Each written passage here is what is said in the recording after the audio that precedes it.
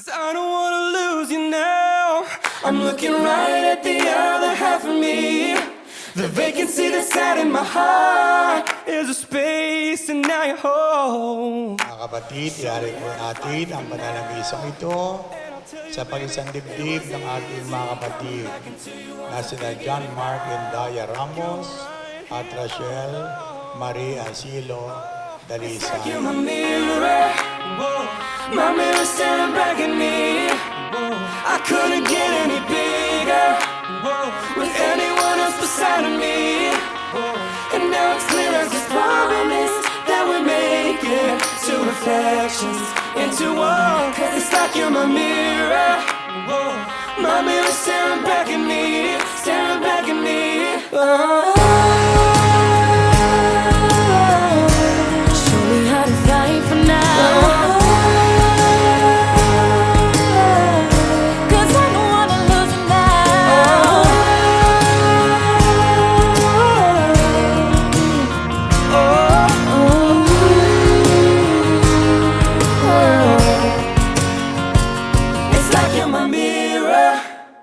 Karamihan po sa atin, pinagbabalikan tanaw. Bakit kaya? Nakilala ni John Mark si Rachel Marie. Ano kaya yung nagtagpo sa kanila?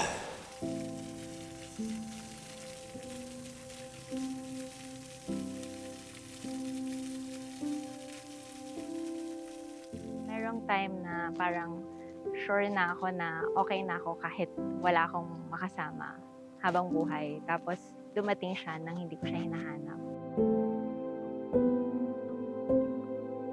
Pandemic nun eh. Pero nung time na yon, na-stuck ako sa Manila. Tapos na-stuck din siya sa Manila.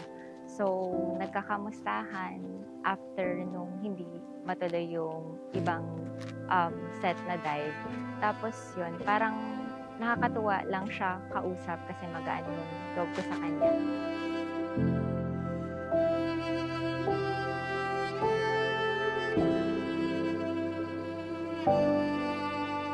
Nung simula pa lang naman kasi, sabi ko nga, wala akong, hindi ko siya liligawan kung hindi ko siya nakikita siya. Gusto kong makasalan.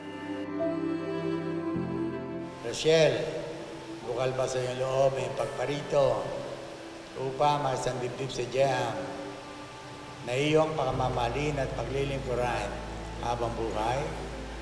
Opo, Father. Parang lahat ng hinahanap ko sa isang lalaki na gusto kong makasama habang buhay ay nasa kanya na. Kaya sa tingin ko, wala na kaming iniintay pa at dapat pang kilalanin sa isa't isa.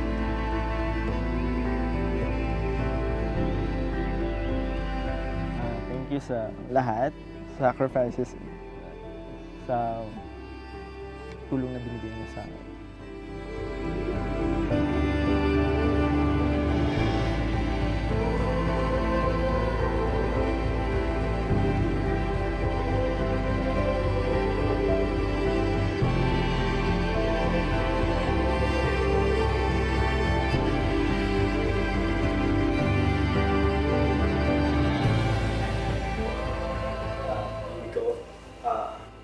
I love you so much. And alam mo, hindi naman ako ganun kagaling sa salita, pero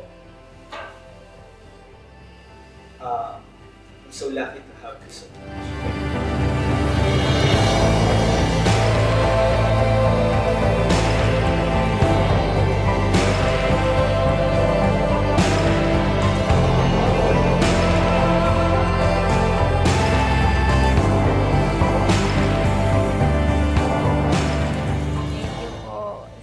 Sa lahat ng sacrifices nyo. Alam ko po, mahal nyo kami. Thank you po. Love you po.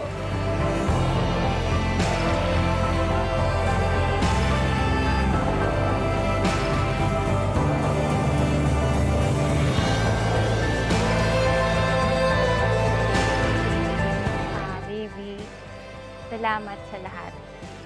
Salamat sa pagtanggap mo sa akin, plus and all. And mahal na mahal kita, and I will always choose you every day.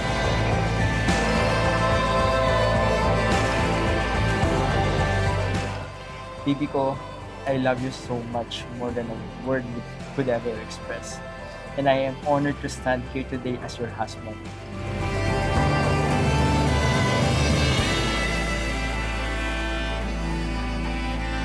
Siya yung tao na every time na kunwari pagod ako sa work, tapos yung pakiramdam ko ang dami-dami kong problema, pag nakausap ko siya, kumakalma ako and naiisip ko na eventually everything's gonna be alright.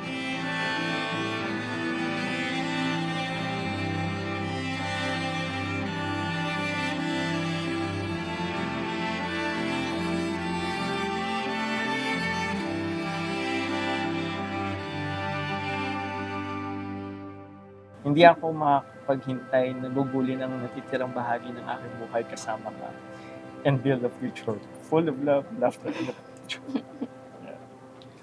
I love you.